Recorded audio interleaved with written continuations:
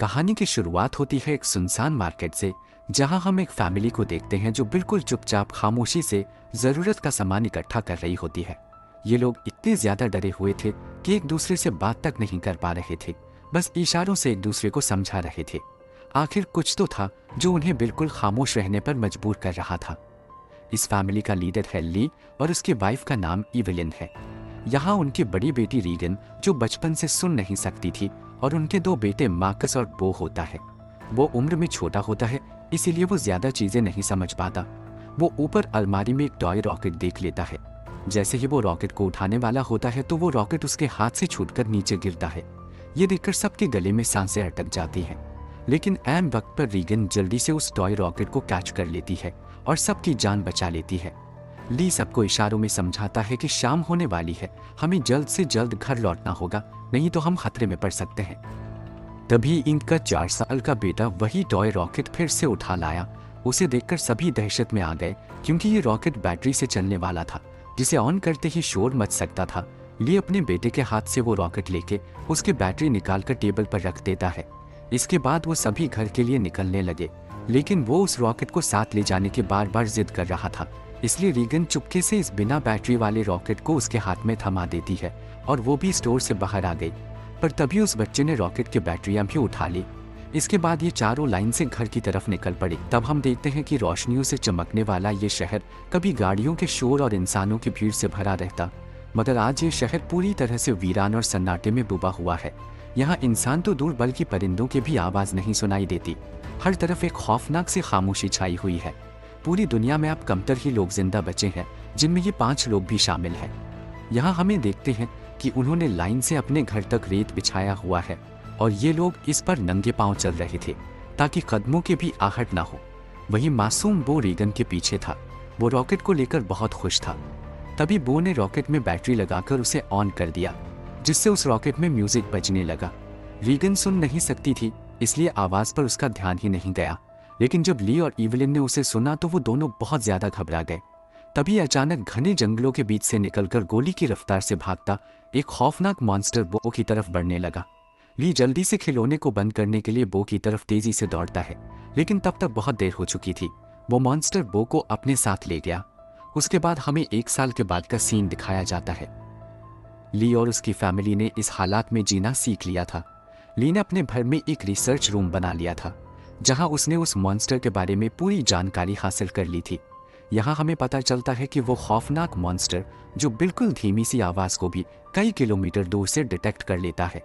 अच्छी बात यह थी कि वो मॉन्स्टर पूरी तरह से अंधे थे, लेकिन उनकी सुनने की ताकत इतनी तेज थी कि वे हवा में जरा सी वाइब्रेशन और धीमी से धीमी आवाज को भी महसूस कर सकते थे। अगर कोई इंसान जोर से सांस भी ले तो उसे भी महसूस करके ये मॉन्स्टर बिजली की रफ्तार से उसकी ओर दौड़ पड़ते थे और उस इंसान को कुछ ही सेकंड में खत्म कर देते थे। साथ ही साथ इन मॉन्स्टर्स की चमड़ी लोहे से भी ज्यादा मजबूत थी, जो इन्हें बंदूक की गोली और किसी भी हथियार से प्रोटेक्ट करती थी। दरअसल आज से 1 साल पहले ये मॉन्स्टर स्पेस से आए एक मीटियोराइट के जरिए इस धरती पर आए। ये मॉन्स्टर्स इतने ज्यादा तेज रफ्तार थे कि कुछ ही वक्त में ये पूरी धरती में फैल गए और इस दुनिया से लगभग सभी इंसानों का नामो निशान मिटा दिया। इन मॉन्स्टर से बचने का सिर्फ एक ही तरीका था, और वो था बिल्कुल शांत रहना, जो कि ली और उसके फैमिली ये राज जान चुके थे। इसलिए उन्होंने खुद की पूरी तरह से सेफ्टी कर ली थी। ली ने अपने घर के चारों तरफ सीसीटीवी कैमरास लगा दिए थे ताकि मॉन्स्टर के आने की खबर उनको लग सके। साथ ही उसने सीढ़ियों और रास्ते में कदम रखने वाली जगह पर एक खास तरह के निशान लगाए थे ताकि उन क्रिएचर्स को उनके पैरों की आहट भी ना आ सके। और ली ने अपने घर में एक अंडरग्राउंड बंकर भी बनाया था, जहां ये इन मॉन्स्टर्स पर रिसर्च करता था। उसने ये भी पता लगा लिया था कि इस इलाके में कुल 3 मॉन्स्टर मौजूद हैं। अब ली उन मॉन्स्टर की कमजोरी के बारे में जानने की कोशिश कर रहा था। साथ ही साथ ली रेडियो के जरिए पूरी दुनिया में हेल्प का सिग्नल भेज रहा था, लेकिन अब तक उसका किसी से भी कांटेक्ट नहीं हो पाया था। यहाँ हमें पता चलता है कि इवेलिन प्रेग्नेंट है और जल्द ही वो एक बच्चे को जन्म देने वाली है।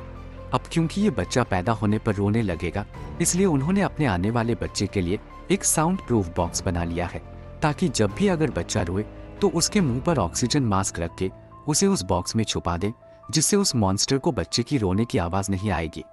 इस मुश्किल हालात में मॉन्स्टर से बचने के लिए रेडी रहना बहुत जरूरी था। लेकिन ली की बड़ी बेटी रीगन सुन नहीं सकती थी और ये कमी उसके लिए एक बड़ी मुसीबत बन सकती थी। इसलिए लीज की इस कमी को दूर करने की कोशिश में था। ली अपनी बेटी रीगन के लिए एक कॉक्लियर हियरिंग एम्पलीफायर बनाता है और ली वो एम्पलीफायर रीगन को दे देता है।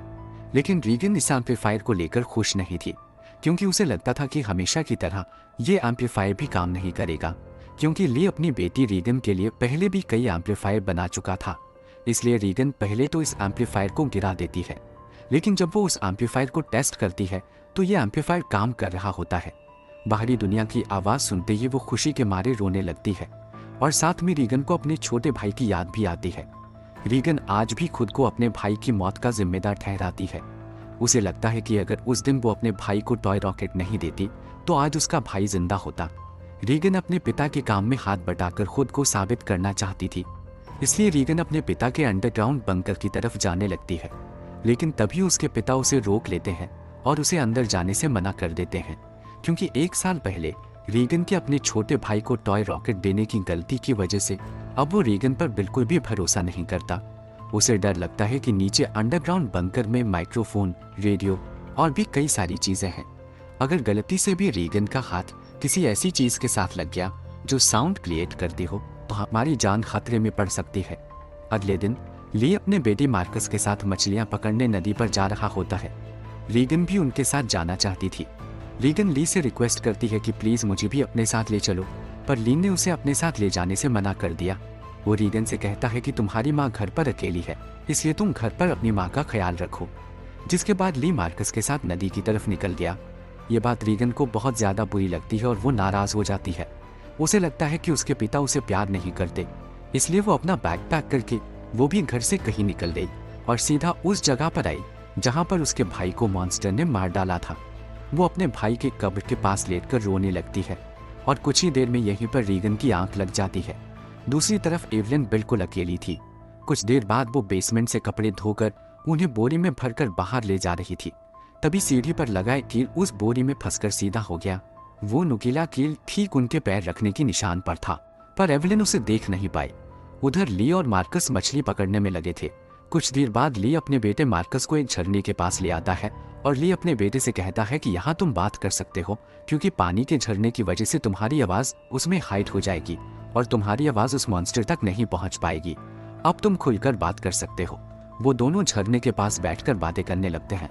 मार्कस पूछता है क्या वो बो की मौत का जिम्मेदार रीगन को मानते हैं, जिस पर ली जवाब देता है कि जो कुछ भी बो के साथ हुआ उसमें किसी की भी गलती नहीं थी। लेकिन मार्कस ली को बताता है कि रीगन आज भी बो की मौत का जिम्मेदार खुद को ठहराती है, इसलिए तुम्हें रीगन को ये बात बतानी चाहिए कि उस दिन तुम्हारी कोई गलती नहीं थी। इसी दौरान एवलिन ने अपने मर चुके बेटे की तस्वीर लिए उसकी याद में आंसू बहा रही थी। तभी अचानक उसे लेबर पेन शुरू हो गया, यानी कि उसकी डिलीवरी का टाइम आ चुका था। वो फोटो फ्रेम हाथ में लिए हुए जल्दी से बेसमेंट की तरफ जाने लगी, पर तभी सीढ़ियों से नीचे उतरने की जल्दी में उसका पैर उस नुकीले कील पर धंस गया। एवलिन दर्द से तड़प उठी, पर उसने अपने मुंह से आवाज नहीं निकाली, लेकिन उसके हाथ से उसके बेटे का फोटो फ्रेम छूट गया और तेज आवाज के साथ नीचे गिरकर टूट जाता है। एवलिन ने जैसे तैसे करके अपने पैर को खींचकर उस कील से बाहर निकाला। इस दौरान उसे अपनी तकलीफ हुई कि उसका चेहरा पूरी तरह से लाल हो गया, लेकिन वो खुद पर काबू रखते हुए अपने मुंह से आह तक नहीं निकालती, क्योंकि उसे पता था कि आवाज निकालने का मतलब अपनी मौत को दावत देना है। वो लंगड़ाती हुई नीचे आकर लाइट का स्विच ऑन करती है, जिससे बाहर रेड लाइट जल पड़ी। अब वो वापस ऊपर की तरफ लौटने लगी, पर तभी उसने कुछ देखा जिससे उसके गले में सांस अटक गई। असल में वो मॉन्स्टर उसके घर तक पहुंच चुका था। दरअसल जब एवलिन के हाथ से वो फोटो फ्रेम गिर गया था तो उस आवाज को मॉन्स्टर ने सुन लिया था। डर से कांपती एवलिन दीवार के पीछे छिप गई। दूसरी तरफ ली और मार्कस मछलियां पकड़कर घर वापस लौट रहे थे। तभी दूर से उन्होंने देखा कि घर के चारों ओर रेड लाइट जल रही है। ली समझ गया कि एवलिन खतरे में है। वो तुरंत घर की तरफ भागा। उधर बेसमेंट में छिपी एवलिन डर के मारे कांप रही थी और वो मॉन्स्टर उसे घर के हर एक कोने में ढूंढ रहा था। तभी एवलिन को बेसमेंट में एक टाइमर मिला। यहाँ एवलिन समझदारी से काम लेते हुए उस टाइमर में कुछ सेकंड्स का टाइम सेट करके उसे एक कोने में रख देती है और जल्दी से दूसरे कोने में आकर छिप जाती है। इतने में वो मॉन्स्टर वहाँ हलचल महसूस कर लेता है और वो धीरे धीरे उस हलचल वाली जगह की तरफ बढ़ने लगा। वो एवलिन के काफी करीब था। एक तो एवलिन को लेबर पेन हो रहा था और दूसरा उस मॉन्स्टर का डर था, लेकिन एवलिन अपने आप को पूरी तरह से कंट्रोल करके बिल्कुल चुपचाप बैठ जाती है। तभी टाइमर में अलार्म बजा, जिसे सुनते ही वो मॉन्स्टर तेजी से उस डायरेक्शन में भागा। मौके का फायदा उठाते हुए एवलिन जल्दी से अंडरग्राउंड बेसमेंट से बाहर निकली, पर वो जैसे ही मेन डोर से बाहर निकलने वाली थी तो उसने देखा कि एक और मॉन्स्टर घर के बाहर यहाँ वहाँ घूम रहा है। इसलिए एवेलिन वहीं पर दीवार के साथ छिप गई।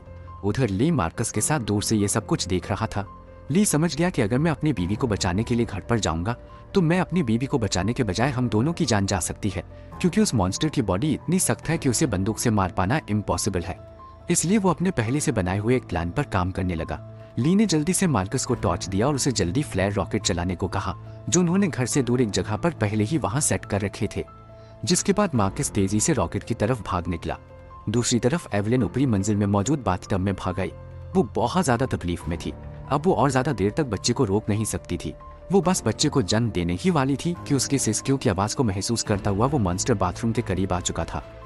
एवेलिन को समझ में आ चुका था कि अब जिंदा बच पाना नामुमकिन है। तभी उधर मार्कस ने रॉकेट्स चला दिए, जिससे आसमान में तेज आवाज के साथ फ्लैट्स शुरू हो गई, जिसे सुनकर वो मॉन्स्टर एवेलिन को यहीं पर छोड़कर तेजी से उस आवाज की तरफ भागा। और उसी पर दर्द को दबाए बैठी एवेलिन जोर से चीख पड़ी, जिसकी आवाज रॉकेट्स के शोर में दब जाती है। ये रॉकेट्स का शोर और लाइट्स दूर से रीगन भी देख लेती है और वो घर की तरफ निकल पड़ती है। थोड़ी देर बाद ली बंदूक लेकर घर के अंदर आया। उसने देखा कि सीढ़ियों पर पैरों के खून के निशान लगे हुए हैं। वो उन निशानों का पीछा करते हुए बाथरूम तक पहुंच जाता है। वहां पहुंचकर वो देखता है कि बाथटब खून से लाल है। वो समझ गया कि एवेलिन भी उस मॉन्स्टर का शिकार हो चुकी है। वो आंसू बहाता हुआ वहीं बैठ गया, पर तभी शावर रूम के कांच पर किसी ने हाथ रखा। वो कोई और नहीं बल्कि एवेलिन ही थी। एवेलिन में इस मुश्किल हालात में भी खुद को संभालकर एक बच्चे को जन्म दिया था। एवेलिन को जिंदा पाकर ली की आंखें खुली की खुली रह गई। अब इससे पहले कि बच्चे की रोने की आवाज आती, ली तुरंत एवेलिन और बच्चे को उठाकर अंडरग्राउंड रूम में ले आया, जिसके बेसमेंट में उन्होंने बच्चे के लिए साउंड प्रूफ बॉक्स बनाया था। लेकिन बेसमेंट में घुसने से पहले ही बच्चे ने रोना शुरू कर दिया, जिसे सुनकर वो मॉन्स्टर तेजी से उनकी ओर आने लगा। ली जल्दी से अंडरग्राउंड रूम में घुसा और दरवाजे को एक मोटे मैट्रेस से ढक दिया।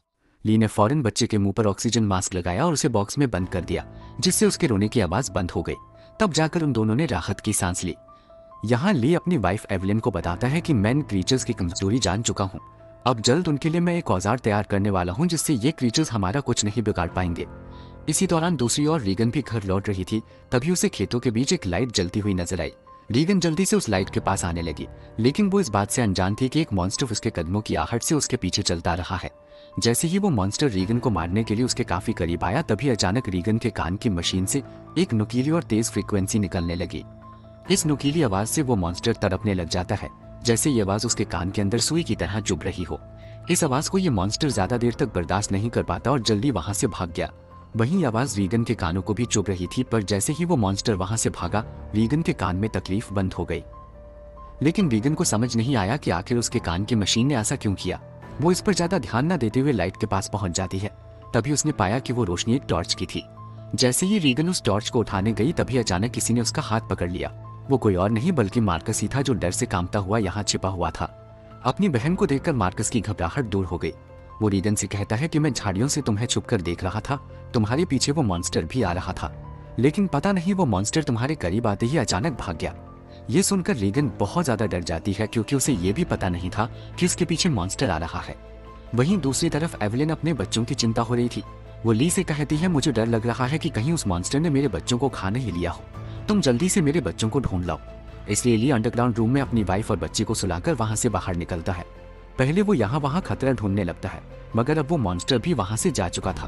पर उसने पूरा घर तहस नहस कर दिया था, जिससे वहां मौजूद पानी का एक पाइप भी टूट गया था और पानी सीधा नीचे अंडरग्राउंड रूम में जा रहा था। लेकिन ली का इस पर ध्यान नहीं गया और वो बच्चों को ढूंढने खेतों की ओर निकल पड़ा। इस दौरान उधर मार्कस और रीगन अनाज रखने वाली टांकी के ऊपर छिपे हुए थे और आग लगा लेते हैं, ताकि इस आग को देखकर उनके पिता यहाँ आ जाएं। ली भी अपने बच्चों को यहाँ वहाँ ढूंढने लगता है। कुछ देर बाद पानी के शोर से एवेलिन की आँख खुल जाती है। उसने देखा कि पूरा बेसमेंट पानी से भर चुका था। पानी ऊपर से झरने की तरह बहकर नीचे आ रहा था। इतने में एवेलिन की नजर अपने बच्चे के बॉक्स पर पड़ी। वो बॉक्स खुला हुआ था, पर वहां से बच्चे की जरा से भी आवाज नहीं आ रही थी। जैसे ही एवेलिन बॉक्स के पास जाने लगी, तभी उसे बॉक्स के पास ही सामने से एक मॉन्स्टर नजर आया। उसे देखकर एवेलिन बहुत ज्यादा घबरा गई। एवेलिन को लगा कि शायद मॉन्स्टर ने उसके बच्चे को खा लिया है, क्योंकि एवेलिन को वो बॉक्स तो नजर आ रहा था, लेकिन वो बॉक्स उससे काफी दूर था। इसलिए वो बॉक्स के अंदर देख नहीं सकती थी कि बच्चा अभी भी जिंदा है या फिर मॉन्स्टर ने उसे खा लिया है। इसलिए वो धीरे धीरे बॉक्स की तरफ बढ़ने लगी। तभी वो मॉन्स्टर भी पानी में उतर जाता है। लेकिन एवेलिन जब बॉक्स के करीब पहुंची तो उसने देखा कि उसका बच्चा सही सलामत है। खुशकिस्मती से बच्चे ने आवाज नहीं किया था, जिस वजह से उसकी जान बच गई थी। वो अपने बच्चे को लेकर एक कोने में आकर चुपचाप खड़ी हो गई, पर वो मॉन्स्टर मौत बनकर एवेलिन के पास ही मंडरा रहा था। अगर बच्चे के मुंह से जरा सी भी रोने की आवाज निकलती तो उनकी मौत पक्की थी। दूसरी ओर रीगन और मार्कस अपने पिता का इंतजार करते करते थक चुके थे। रीगन को लगता है कि उनके पिता उन्हें बचाने के लिए नहीं आएंगे। अब वो अकेले ही घर जाना चाहती थी, लेकिन मार्कस को अपने पिता पर पूरा यकीन था। अपनी बहन को जाते देखकर मार्कस उसे रोकने की कोशिश करता है, लेकिन जैसे ही वो अपनी बहन को रोकने के लिए आगे बढ़ता है तो अनाज की टांकी का दरवाजा खुलकर वो उसके अंदर गिर जाता है। गिरते वक्त मार्कस के मुंह से तेज आवाज निकल जाती है, जिसे सुनते ही वो मॉन्स्टर जो एवेलिन को घर में ढूंढ रहा था वो फौरन उस आवाज के पीछे भाग पड़ा, जिससे एवेलिन तो बच गई, लेकिन अब मार्कस की जान खतरे में पड़ गई। अनाज से भरी वो टंकी दलदल की तरह थी, जिसके अंदर फंसा मार्कस बाहर आने के लिए जितना जोर लगा रहा था उतना ही वो उसके अंदर धंसता जा रहा था। यहाँ रीगन टंकी का दरवाजा तोड़कर उसे नीचे अनाज में फेंक देती है और खुद भी नीचे टंकी में कूद जाती है। मार्कस जैसे ही अनाज में डूबने वाला था, रीगन उसे पकड़कर बाहर निकाल लेती है और ये दोनों दरवाजे के ऊपर बैठ जाते हैं, जिससे उनकी जान बच जाती है। लेकिन इन दोनों की हलचल को मॉन्स्टर ने सुन लिया था, इसलिए वो मॉन्स्टर खेत के रास्ते से तेजी से होते हुए टंकी की तरफ बढ़ता है। ली मॉन्स्टर को तेजी से टंकी की तरफ जाता हुआ देखकर समझ जाता है कि उसके दोनों बच्चे अनाज की टंकी के पास हैं। रीगन ने मार्कस की जान तो बचा ली थी, लेकिन उसका कोई फायदा नहीं होने वाला था, क्योंकि इतने शोर शराबे के बाद मौत का साया तेजी से उनकी तरफ बढ़ रहा था। अगले ही पल वो मॉन्स्टर भी टंकी के अंदर कूद पड़ा। वो उन दोनों को मारने के लिए जैसे ही आगे बढ़ा, तभी रीगन की कान की मशीन से एक बार फिर एक नुकीली आवाज निकलने लगी। ये आवाज उस मॉन्स्टर के लिए बहुत ही ज्यादा पेनफुल होती है, इसलिए वो बिना उन्हें मारे वहां से निकल जाता है। रीगन और मार्कस मौत के मुंह से बाल बाल बच गए और टंकी से बाहर निकल आए। बाहर ली भी उन्हें ढूंढता हुआ आ पहुंचा था। वो अपने बच्चों को सही सलामत देखकर बहुत खुश होता है। इस दौरान एवेलिन भी ये सब कुछ सीसीटीवी रूम से देख रही थी। तभी ली को पता चलता है कि अभी भी वो मॉन्स्टर यहाँ आसपास है। उसने बच्चों को फौरन सामने मौजूद गाड़ी की ओर भेज दिया और खुद एक कुल्हाड़ी उठाकर आसपास नजरें दौड़ाने लगा, लेकिन वो क्रीचर ठीक उसके ऊपर होता है। ली जैसे ही पलटकर पीछे देखता है, वो मॉन्स्टर उसे अपने पंजे से मारकर दूर फेंक देता है। अपने पिता को तकलीफ में देखकर मार्कस ली को आवाज देने लगता है। आवाज सुनकर मॉन्स्टर को मार्कस की पोजीशन का भी पता चल जाता है। वो मॉन्स्टर अब मार्कस और रीगन की तरफ बढ़ने लगा, लेकिन तभी एक बार फिर रीगन की कान की मशीन से फ्रीक्वेंसीज निकलने लगी। वो आवाज रीगन को भी चुप रही थी, इसलिए रीगन ने अपनी कान की मशीन को ही ऑफ कर दिया। लेकिन ये उसकी सबसे बड़ी गलती थी। इस मशीन से जो फ्रीक्वेंसी निकलती थी वही फ्रीक्वेंसी उस मॉन्स्टर की कमजोरी थी, जिसे वो बिल्कुल भी बर्दाश्त नहीं कर सकता था। लेकिन अनजाने में रीगन ने मशीन को बंद करके अपनी ही मौत को दावत दे दी। अगले ही पल वो मॉन्स्टर कार पर झपट पड़ा और मार्कस तक पहुंचने की कोशिश करने लगा। इसी दौरान उधर ली होश में आ गया। अपने बच्चों को खतरे में देख वो समझ गया था कि मॉन्स्टर से लड़कर वो कभी भी मॉन्स्टर को मार नहीं सकता, इसलिए अब उसे सिर्फ एक ही रास्ता नजर आया। उसने रीगन को इशारों में बताया कि मैं तुमसे बहुत ज्यादा प्यार करता हूँ, मैंने तुम्हें कभी भी बो की मौत का जिम्मेदार नहीं ठहराया है और मेरे होते हुए तुम्हें कुछ नहीं हो सकता। जिसके बाद ली जोर से चिल्लाने लगा। उसे सुन वो मॉन्स्टर ली की तरफ दौड़ पड़ा और एक ही झटके में उसे चीर फाड़ कर रख दिया। अपने पिता को मरता हुआ देखकर रीगन को बहुत ज्यादा दुख होता है, क्योंकि पहले उसे लगता था कि उसके पिता उससे प्यार नहीं करते, लेकिन अब उसे रियलाइज हुआ कि वो गलत थी। ली को मारने के बाद वो मॉन्स्टर वहां से चला जाता है। दूसरी तरफ एवेलिन भी ये सब कुछ सीसीटीवी के जरिए देख रही थी। तभी रीगन उसी वक्त गाड़ी स्टार्ट करके अपने भाई के साथ घर आ पहुंचती है। एवेलिन ने अपने बच्चों को सही सलामत देखते ही सीने से लगा लिया। तभी एवेलिन ने देखा कि वो मॉन्स्टर एक बार फिर से उनकी तरफ आ रहा है, जिसके बाद ये लोग जल्दी से घर के अंदर चले जाते हैं, जहां मार्कस और रीगन अपने छोटे भाई को देखते हैं। रीगन देखते हैं कि उसके फादर उसके कॉचुलर इम्प्लांट के लिए कितनी मेहनत कर रहे थे। अब वो अपने फादर को बहुत ज्यादा मिस करने लगती है। कुछ देर बाद वो मॉन्स्टर उनके घर घुस आया। एवेलिन यहाँ बंदूक तानकर उसके सामने खड़ी हो गई। एवेलिन के पास बंदूक तो थी, पर वो जानती थी कि उसकी गोली उस मॉन्स्टर की मोटी खाल का कुछ नहीं बिगाड़ सकती, इसलिए अब उन्हें अपनी मौत अपनी आंखों के सामने नजर आ रही थी। लेकिन जैसे ही ये मॉन्स्टर उन लोगों को मारने के लिए आगे बढ़ा, तभी अचानक रीगन के कान में तकलीफ होने लगी। लेकिन दूसरी तरफ उसने देखा कि वो मॉन्स्टर भी अचानक तड़पने लगा। यानी जैसे ही रीगन के कानों में तकलीफ शुरू हुई, तभी दूसरी तरफ वो मॉन्स्टर भी उससे कई गुना ज्यादा तकलीफ महसूस करने लगा। रीगन समझ जाती है कि उसके कान में लगी मशीन जो उसके पिता ने बनाई थी, उसका इस मॉन्स्टर के साथ कोई कनेक्शन है। तभी रीगन का ध्यान अपने पिता के रिसर्च पर गया, जिससे रीगन को पता चला कि उसके कान की मशीन से निकलने वाली हाई पिच फ्रीक्वेंसी उस मॉन्स्टर की कमजोरी है। रीगन को समझ आ गया था कि जब भी ये मॉन्स्टर मेरे करीब आता तो मेरे कान में तकलीफ होने लगती और ये मॉन्स्टर वहां से भाग जाता।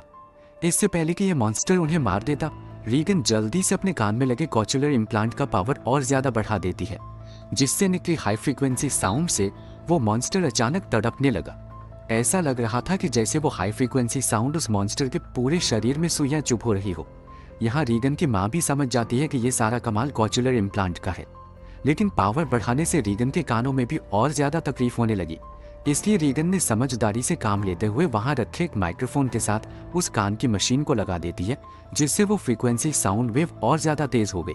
अब तो उस मॉन्स्टर का दर्द से बुरा हाल हो गया और उसकी खोपड़ी का आर्मर अपने आप ही खुलने लगा। आर्मर खुलते ही जैसे ही उसका मुंह नजर आया, तभी एवेलिन ने शॉर्ट गन से सीधे उसके मुंह पर ही फायर कर दिया, जिससे उसकी खोपड़ी एकदम गुब्बारे की तरह फट गई और आखिरकार वो मॉन्स्टर मारा गया। हालांकि खतरा अभी टला नहीं था। गोली की आवाज सुनकर उस इलाके में मौजूद बाकी के 2 और मॉन्स्टर भी उनकी ओर आने लगे, लेकिन अब एवेलिन और रीगन को उन मॉन्स्टर्स की कमजोरी मालूम चल चुकी थी।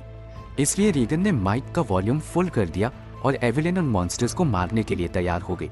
इसी के साथ यह कहानी खत्म हो जाती है। अगर आपको वीडियो अच्छी लगी हो तो हमारे चैनल को सब्सक्राइब और वीडियो को लाइक जरूर कीजिएगा। और अगर आपको इस मूवी का सेकंड पार्ट चाहिए तो नीचे कमेंट में पार्ट 2 लिखें।